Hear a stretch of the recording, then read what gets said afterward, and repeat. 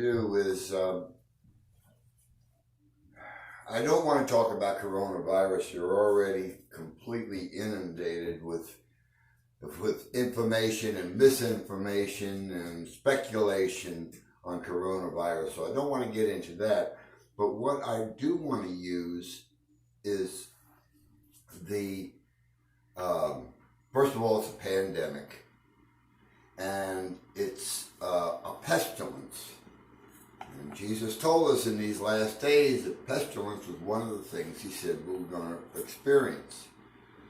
So what I thought I'd do is I'd make use of what's going on in the world today and do a series maybe on, not maybe, or do a series on what's going to happen during the 7-year tribulation. It's a lot going to happen, so we may have to break it down into 2, maybe 3, maybe even 4 segments. But we're going to start from the beginning. Why is there a 7-year tribulation? Why is that? Well, we're going to discuss that. It goes back to Daniel's prophecies.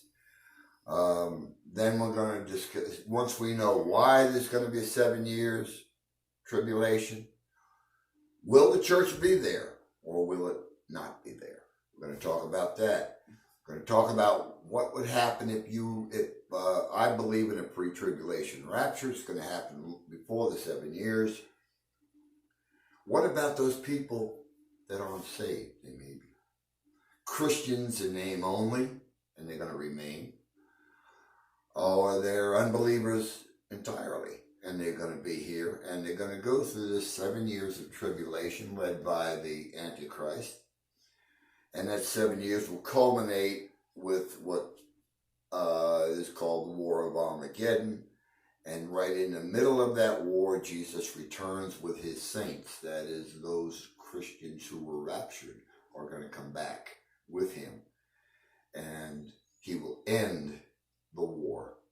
He will take the Antichrist and his false prophet, and he'll literally throw them bodily into the lake of fire.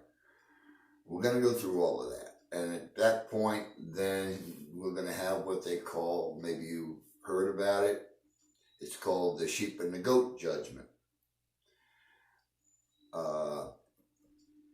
Then those people that Jesus accepts as the sheep will go into the 1,000-year millennium.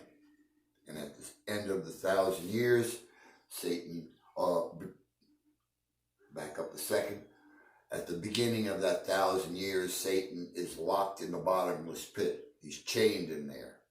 So the influence for that 1,000 years will be totally different from whatever any humans have experienced other than Adam and Eve. It's going to be a period where Satan is going to be locked up, unable to influence, test us, tempt us. Okay, so the world is going to be a whole lot different for those 1,000 years. And at the end of it, Satan is going to be released for a short time. And he's going to come against God's chosen people, who are the Jews. Jesus will destroy them once and for all. Satan will be cast into the lake of fire for all eternity.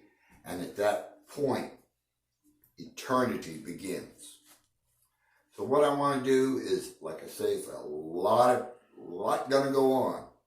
And it's going to take a little time, so we can go ahead and break it down into segments. And if you watch it from the first segment, we're just going to pick up where we left off until we get to the end of it. So it's something to look forward to, especially if you're not familiar with end time prophecy. So anyway, we hope that you'll, as we get these videos put up, that you'll watch them. Okay, thanks again. Ring the bell if you to get the upgrades, and subscribe, and we hope to see you. Thank you. Maranatha.